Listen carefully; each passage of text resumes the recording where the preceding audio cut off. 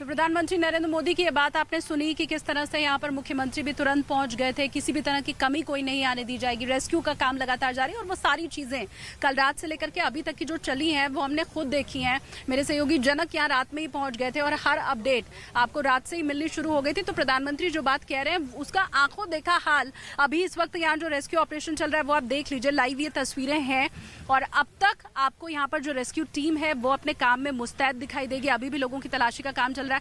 वो जनक अगर आप बीच में दिखा पाए, वो जो कांटेनुमा आकृति का है जैसे बीच में फेंका जा रहा है, नदी के बीच में फेंका जा रहा है, ये दरअसल कांटेदार लोहे का ये एक चीज है जिसे फेंका जा रहा है। मैंने यहाँ गुजराती में पूछा कि इसे क्या कहते हैं, तो वो कह रहे हैं कि इसे बिल्ली कह करके हम संबोधित करते हैं, गुजराती में उन्होंने बताया। इसे नीचे फेंकने का मकसद ये कांटेनुमा जो आकृति है कि उसमें फंस जाएगा। अगर कोई नीचे शव पड़ा हुआ है तो उसका कपड़ा या दूसरी चीजें इसमें फंस करके ऊपर निकल आएंगी और फिर उसको खींचा जा रहा है। ये आप देखिए, आपको लगातार ये तस्वीरें हम दिखा रहे हैं कि किस तरह से रेस्क्यू ऑपरेशन यहाँ चल रहा है। तो वो चाहे पुरानी तकनीक है या नई टेक्नोलॉजी है, हर किसी का इस्तेमाल किया जा रहा है इस रेस्क्यू ऑपरेशन में कि अभी भी अगर कोई जिंदगी फंसी रह गई है तो उसे निकाल लिया जाए। और ये तमाम जो रेस्क्यू टीमें है ये रात से ही लगी हुई है। एक और खास चीज जो मुझे पिछले आधे घंटे से दिखाई दी है वो ये कि जलकुंभी अब आपको बीच में दिखना शुरू हो गई होगी, नदी के बीच में। ये जलकुंभी वो पत्ते होते हैं जो नदी के ऊपर तैरते दिखाई देते हैं, लेकिन इनकी जड़ें बड़ी गहरी रहती हैं।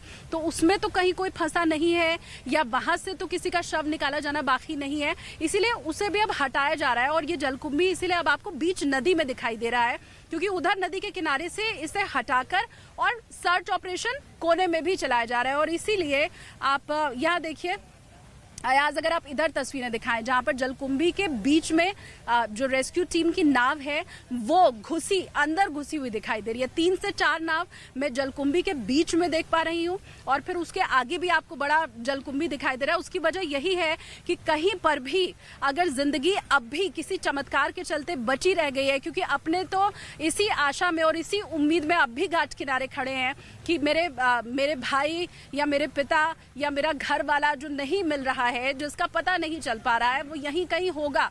और इसीलिए वो चाहे पुल का मलबा हटाना है या फिर जलकुंभी हटा करके ढूंढना है, वो हर कोशिश की जा रही है, वो हर संभव कोशिश की जा रही है जिंदगियों को बचाने की। या शव अगर पड़ा है अंदर नदी के बिल्कुल तली तक अगर पहुंच गया है तो उसे निकाला जा सके। और इसीलिए अब जो जलकुंभी है वो आपको बीच नदी में तैरती दिखाई दे रही है। न सिर्फ इधर, अगर वहां तक आप रियाज तस्वीरें दिखा पाए थोड़ा इधर से आकर कि कैसे दूर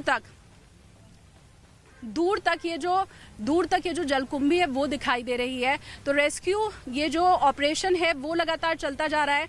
आगे इसकी भी तस्वीरें मैं आपको दिखाऊंगी, लेकिन अलग अलग अधिकारियों का जो बयान सामने आ रहा है वो भी आप तक हम पहुंचा रहे हैं।